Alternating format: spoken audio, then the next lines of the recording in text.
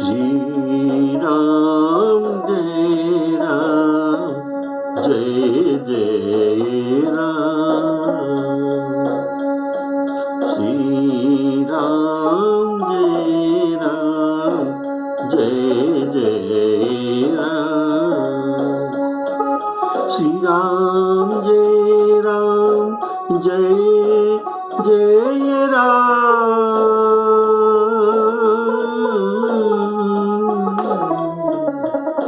श्री राम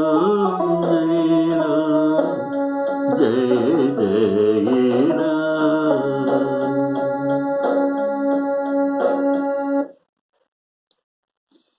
सभी श्रोताओं को सिया राममय जानकर सभी को राम राम कहते हुए आज का श्री राम कथा शुरू करने जा रहा हूं। आप लोग पिछले एपिसोड में सुने थे श्री राम लक्ष्मण और सीता श्रृंगवेरपुर पहुंचे हैं। वहां के राजा निषाद राज जब ये खबर पाते हैं तो ये भेंट जो भर भर के कांवरी भार राम के आगे जोहार करके रखते हैं और उनके लिए घास फूस का पत्तों का सुंदर पत्तों का मोटा गद्दी बनाया, जहां रात में सीताराम जी सोए। उनको तो उसी समय लक्ष्मण जी उनके चरण दबाए रहते थे। तो प्रभु श्री राम जी को सोते हुए जानकर लक्ष्मण जी उठे। लक्ष्मण जी उनके सेवा से उठ गए और कोमल वाणी से मंत्री सुमंत्र को सोने के लिए कहते हैं, धीरे से कहते हैं। शायद सीताराम जी का नींद तो टूट जाए, इसलिए कोमल वाणी से धीरे सुमंत्र जी को कहते हैं, आप भी अभी सो जाइए। तो वहां सिंसपा वृक्ष के नीचे तो राम जी सोए हैं, सीताराम जी। तो इससे कुछ दूरी पर लक्ष्मण जी धनुष बाण से सजकर वीरासन में बैठकर पहरा देने लगे। राम जी के बॉडीगार्ड है ना, इसीलिए उनके सुरक्षा के लिए वीरासन में बैठकर पहरा देने लगी। आज सीताराम जी के नींद शीघ्र आ गए। अयोध्या और जनकपुर में इतना शीघ्र नींद नहीं आ रहा था, इसलिए लक्ष्मण जी को बारंबार आज्ञा देना पड़ता था। बार बार कहू बार बार प्रभु सोवहु तात। बार बार उनको कहना पड़ता है, औढ़े उधरी पद जल जाता। तो अभी उनको बार बार कुछ भी कहना नहीं पड़ा। सेज में पड़े हैं, जल्दी नींद आ गया। देखिए, बार बार पुनी आभा बार बार आज्ञा भाई न दीनी। पुनि निज से जसयन तब कीनी। ऐसे अयोध्यापुरी में बार बार भाइयों को आज्ञा देना तो पड़ता था। और जनकपुरी में लक्ष्मण जी थे। लक्ष्मण जी को कहे, पुनि पुनि प्रभु कह सोवहु तात। पौढ़े उरधरी पद जल जाता। लेकिन आज त्रैलोक पाविनी गंगा जी के तट पर शीर्षपा वृक्ष के नीचे नैसर्गिक सुमन सुगंधित शीतल मंद पवन में कुश किसलय साथरी पर ऐसे आनंद में नींद इतना शीघ्र आ जाने से यह सूचित होता है कि जुगल सरकार के मन यहाँ अयोध्या से और मिथिला से भी अधिक प्रसन्न है। आज से लक्ष्मण जी के रात्र जागरण शुरू हो गया और श्री राम जी ने भी लक्ष्मण जी को सो जाने के लिए नहीं कहे। लक्ष्मण जी के इस उजागर रहने का कारण निषाद राज को परमार्थ उपदेश भी देना है। गुह ने निषाद राज उनके विश्वास पात्र को बुलाया जो और उनको पहरेदारों का काम में नियुक्त करके प्रेम से नियुक्त कर दिया। और आप भी अर्थात निषाद राज भी तर्कस और बाण धनुष बाण चढ़ाकर लक्ष्मण जी के पास आ जा बैठे। तो लक्ष्मण जी और निषाद राज दोनों धनुष तर्कस बाण लेकर विरासन में बैठे हैं और प्रभु को सुरक्षित रखने के लिए पहरा देते हैं बॉडीगार्ड।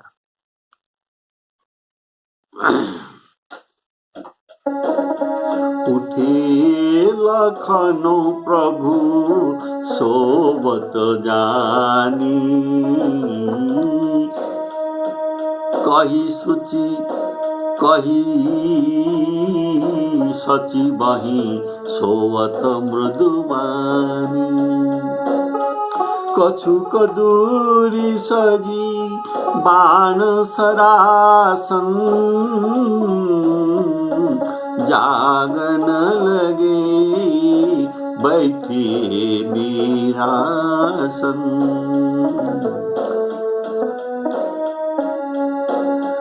गुह बुलाई पाहर प्रतीति गुह बुलाई पाहर प्रतीति प्रतीति विश्वासी पात्र ठाव ठाव राखे अति प्रीति आप लखन पही बैठे जाई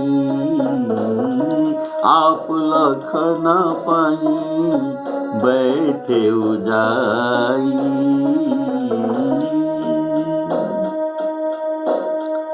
कटी भाथी सर चाप चढ़ाई श्री राम जय राम जय जय राम। तो प्रभु को जमीन पर सोते देखकर प्रेम बस निषाद राज के हृदय में विषाद हो आया। जैसे अर्जुन को गीता के विषाद योग में विषाद आया था अपने स्वजन को देखकर, वैसे आज निषाद राज को श्री राम सीता जी भूमि शयन करते देख उनको भी जो विषाद आया। तो गुह के शरीर पुलकित हो गया, आंखों से प्रेमाश्रु जल बहने लगा और वह प्रेम सहित लखन से वचन कहने लगा कि महाराज दशरथ के महल तो स्वभाव से ही सुंदर ही है। इंद्र भवन भी जिसके समानता नहीं पा सकता, उसमें सुंदर मणियों के रचे चौबारे सुंदर के मणियों के रचे चौबारे अर्थात छत के ऊपर बंगले हैं, जिन्हें मानो रति के पति कामदेव ने अपनी हाथों से सजाकर बनाया है। सोवत प्रभु ही निहारी निषाद, भयउ प्रेम वश हृदय विषाद। तनु पुलकित जलु लोचन बहाई,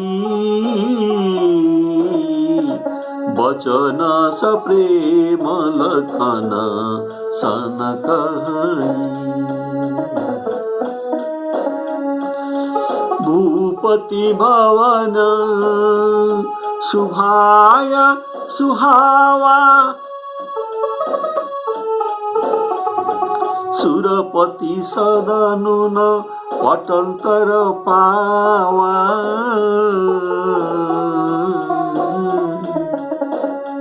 मणिमय रचित चारु चौवारी, जनो रतिपति निज हाथ संवारी। जो पवित्र बड़े ही विलक्षण सुंदर भोग पदार्थ से पूर्ण और फूलों की सुगंध से सुवासित है, जहां सुंदर पलंग और मणियों के दीपक है तथा सब प्रकार का पूरा आराम है। शुचि सुविचित्र सुभोगमय, सुमन सुगंध सुवास। इस राम जी के शयन स्थान अयोध्या के वर्णना किया जा रहा है। शुचि सुविचित्र सुभोगमय, सुमन सुगंध सुवास। पलंग मंजुमणि दीप जहाँ, पलंग मंजू मणि दीप जहाँ। सब विधि सकल सकल सुपास, श्री राम जय राम जय जय राम।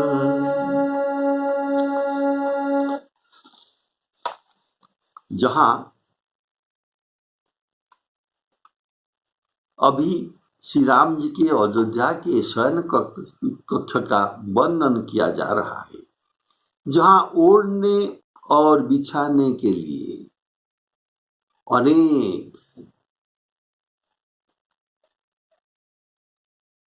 अनेक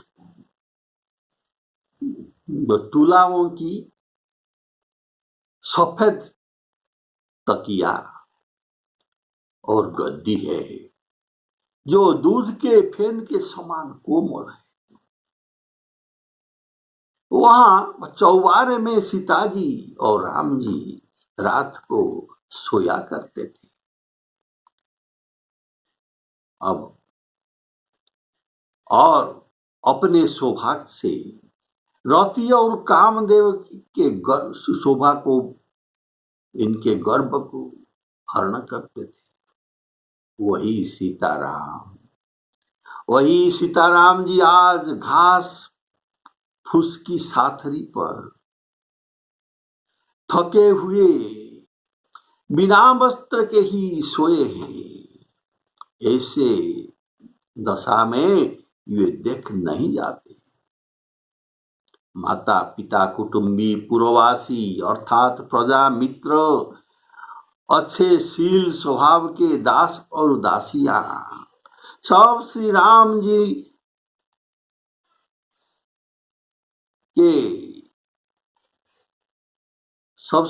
जी को प्राणों की तरह सार संभार करते थे, उनकी सेवा कर रहे थे। वही प्रभु श्री राम जी आज पृथ्वी पर से सो रहे हैं।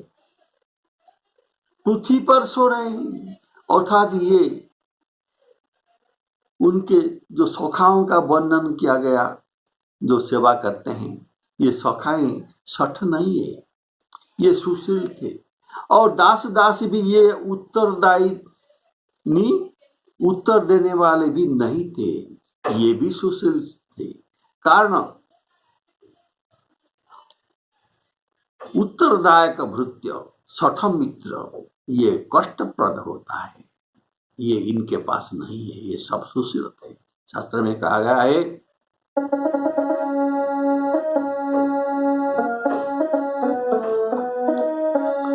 दुष्टा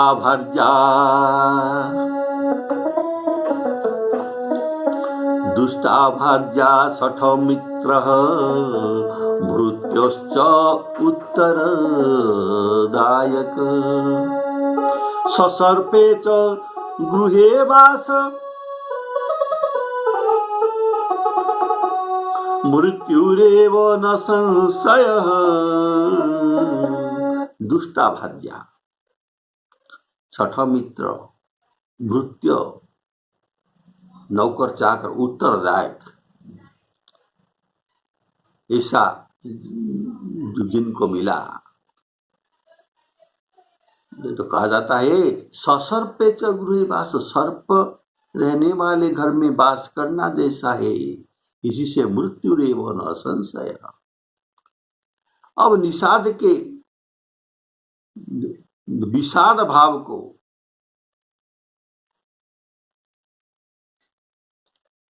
वर्णन किया जा रहा है। बोलिए श्यावर रामचंद्र की जय।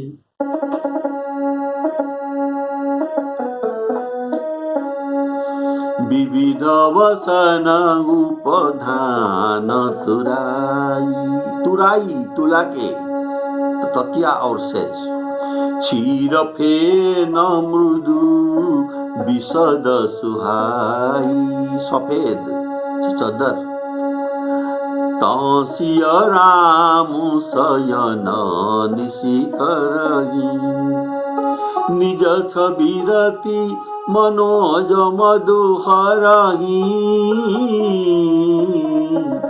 तेसिय राम साथरी सोए, समित बसन बिनु जाहि न जोए।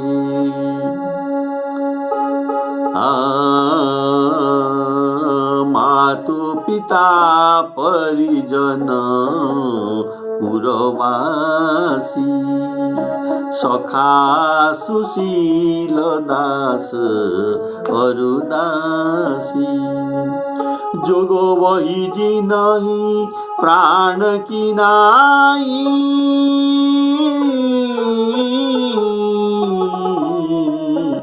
मही सोवत तेहि राम गोसाई, मही सोवत तेहि राम गोसाई। इसी अवस्था में राम जी को देखकर पृथ्वी पे शयन करना, वृक्ष के नीचे सोना, ये सब देखकर निषाद राज दुख करता है। उनके आंखों से आंसू, प्रेमांसु अविरल निकलता है और ये तो सोचता है, देखो जिनके पिता जनक जी है, अर्थात सीता जी के पिता जनक जी है, जिनकी प्रभाव जगत में फैले हैं, जिनके ससुर इंद्र के मित्र हैं, अर्थात दशरथ, रघुराज दशरथ ये इंद्र के मित्र हैं। और सीता जी के पति कौन है? सीता जी के पति रामचंद्र जी है। वही जानकी जी आज जमीन पर सो रहे हैं। ये कहता है विधाता किसको प्रतिकूल नहीं होता। लखन जी के साथ बैठकर निषाद राज ऐसा कह रहा है कि विधाता किसको प्रतिकूल नहीं होता। सीता जी और श्री रामचंद्र जी क्या वन के योग्य है? लोग सब कहते हैं कि कर्म और भाग्य ही प्रधान है, कर्म और भाग्य ही प्रधान है। अर्थात उनके पिता जगत विदित ससुर, इनका प्रसिद्धि स्वर्ग पर्यंत विदित है और उनके पति श्री रामचंद्र जी ये ब्रह्मांड के विदित है। श्यावर रामचंद्र की पिता जनक जग विदित प्रभाव, ससुर सुरेश सखा रघुराम, रामचंद्रपति सोबई देही, सोवत मही विधि बामन के सिय रघुबीर की कानन जोगु, कर्म प्रधान सत्य कह लोगु, कर्म प्रधान सत्य कह लोगु। देखिए, निषाद राज जो कि जीव हिंसक को इतना विषाद हो रहा है तो दूसरों को कितना दुख होता होगा। तो ये निषाद राज कर्मों को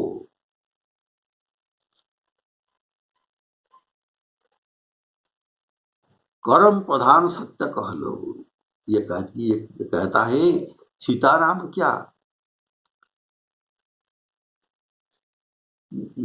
वन के योग्य है? तो सबका कर्म उनके पीछा नहीं छोड़ता, तो रघुनाथ जी के कर्म भी उनके पीछे नहीं छोड़ा, इनको वन में ही पहुंचाया। इसलिए तो लोग कहते हैं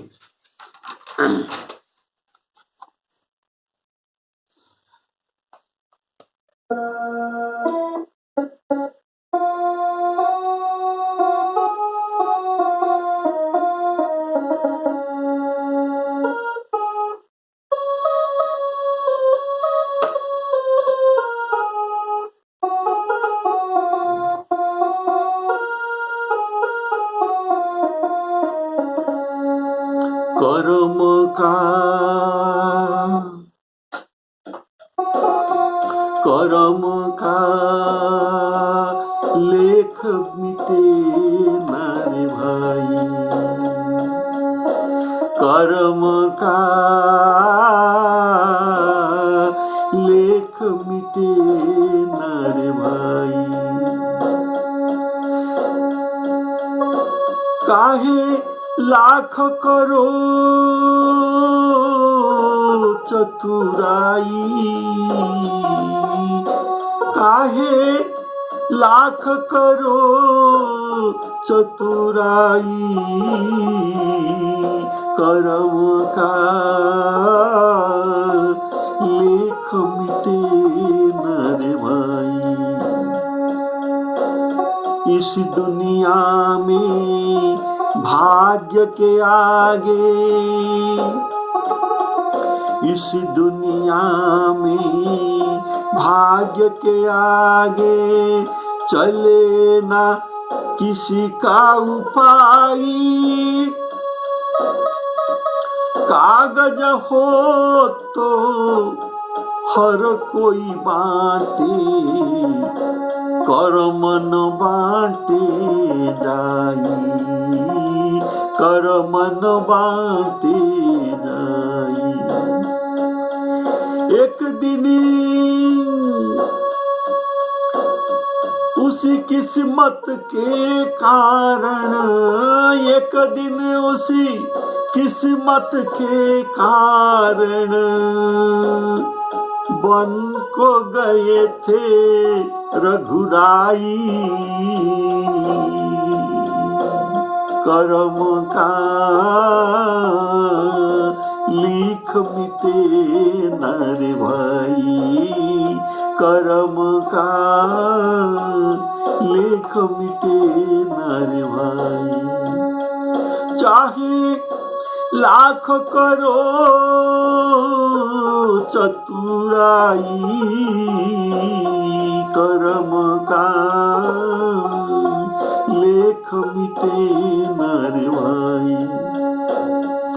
काहे मनुआ धीरज खोता, काहे मनुआ धीरज खोता, काहे नाह करोए अपना सोच कुछ नहीं होता। भाग्य करे सोई होई, भाग्य करे सोई होई। चाहे हो राजा चाहे भिखारी, चाहे हो राजा चाहे भिखारी, ठोकर सभी ने यहाँ खाई रे।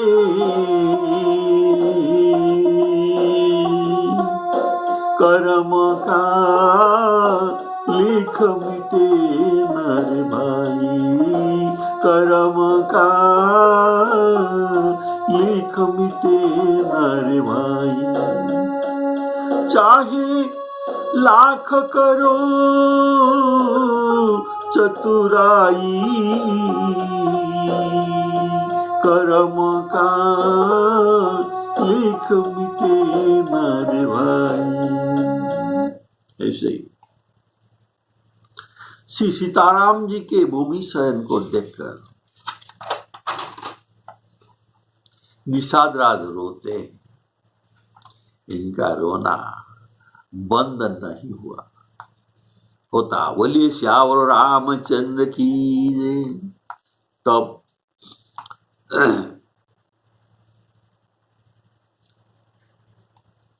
निषाद राज कहता है लक्ष्मण जी को, कैकेयी राजा की लड़की, अर्थात कैकेयी राजा के बुद्धि ठीक नहीं, उनके माता के बुद्धि भी ठीक नहीं, ये कपटी है। इसलिए कैकेयी राजा की कन्या भी तो वैसी ही होना चाहिए।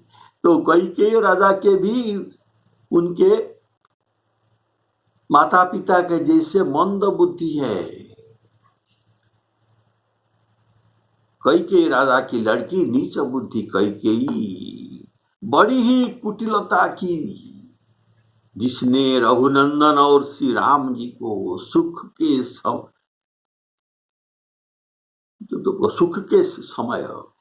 सुख पाने के समय ये दुख दिया।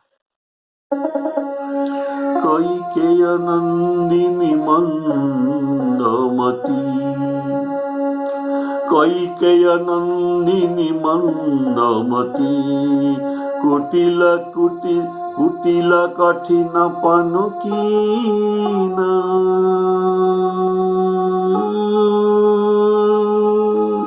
जेहि रघुनंदन जानकी, सुख अवसर दुख दीन। श्री राम जय राम जय जय राम, श्री राम जय जय राम। तो यह सूर्य कुल रूपी वृक्ष के लिए कुल्हाड़ी हो गई कैकेयी। उस कुबुद्धि ने संपूर्ण विश्व को दुखी कर दिया। ये रोते रोते ये कहता है निषाद राज। तब लक्ष्मण जी उनको ज्ञान वैराग्य और भक्ति से सुनी हुई मीठी और कोमल वाणी से कहते हैं, यहां से लक्षण गीता शुरू होता है। संक्षिप्त में ये लक्षण जो गीता में बहुत भारी रहस्य छिपा रहा है, आपको सुनना है। बोलिए श्यावर रामचंद्र की जय। तो आज नहीं, अगला एपिसोड में आप सुनेंगे। तो ये कहते हैं ये भाई, कोई किसी को सुख दुख का देने वाला नहीं है, सब अपने ही किए हुए कर्म का फल भोग करते हैं। भई दिन कर कुल बिटप कुठारी, भई दिन कर कुल बिटप कुठारी, कुमति की निसव विश्व दुखारी।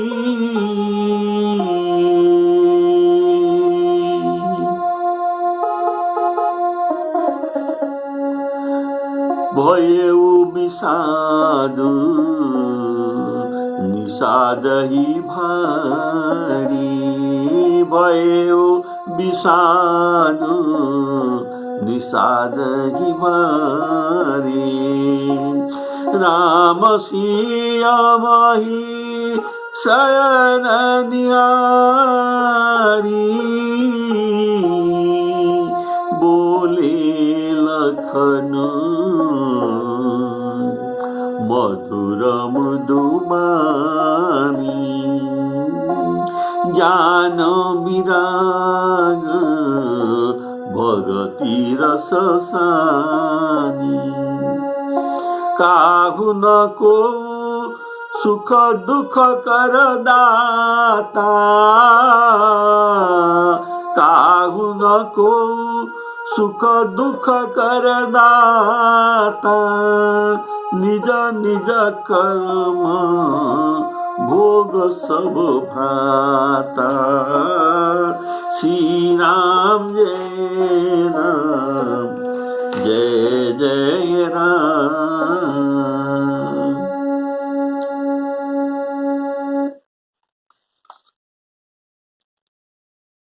तो कह कस्य हेतु दुखस्य, किसी का दुख के हेतु कोई नहीं है। कश्च हेतु सुखस्य वा, सुख का कारण भी कोई नहीं है। सुखस्य दुखस्य नो कोपी दाता, यह अध्यात्म रामायण का। सुखस्य दुखस्य न कोपी दाता, कोई सुख देने वाला नहीं है और कोई दुख भी देने वाला नहीं है। तो स्वपूर्वजित कर्मेण कारण सुख दुख यो, ये पूर्व अर्जित सुख दुख के कारण ही हमको सुख दुख का भोगना पड़ता है, चाहे सुख हो चाहे दुख हो। अहं करोमिति वृथाभिमान्य, मैं करता हूं, ये अभिमान ये वृथा ही है। क्यों? ये तो वृथा ही है। प्रकृते क्रियमाणानि गुणे कर्माणि सर्वशः, अहंकार विमूढ़ात्मा कर्ता अहम इति मन्यते। यह अहंकार है। अहम करोमिति ये वृथाभिमान हो। सकर्म सूत्र गथितो ही लोक, जैसे हम जो माली पहनते हैं, एक के बाद एक सूत्र में ये जो गुथाया जाता है, ऐसे एक एक कर्म को माली के सदृश हम पहने कर आए हैं और उनका कर्म फल भी हमको भोगना है। तो इसलिए ये कहते हैं स्वकर्म सूत्र गठितो, ये कर्म ही सूत्र है। स्वकर्म सूत्र गठितो ही लोक, सुखं बाज दिवान दुखं, सुखो वा जदि वा दुखं, सुख हो या दुख हो, स्वकर्म बसतो नरः। ये कर्म के बस ये नर है। इसलिए गीता में कहा गया है बंधन मनुष्य लोका, कर्मानुबंधन मनुष्य लोका। हम सब कर्म बंधन में पड़े हैं। जत तथा आगत स्वस्थ मनाः भवेत्। ये ऑटोमेटिक हमारे पास आता है, सुख और दुख। इसलिए स्वस्थ मना, विचलित नहीं होना चाहिए। स्वस्थ मन को विचलित नहीं करना चाहिए। ये आता है फिर चले भी जाएगा, जब आए तब ये हमारे कर्म के अधीन समझना चाहिए, या भगवान के प्रेरित भी समझाना चाहिए। इसलिए मन में स्वस्थता आता है। बोलिए श्यावर रामचंद्र की। सीताराम अर्पणमस्तु।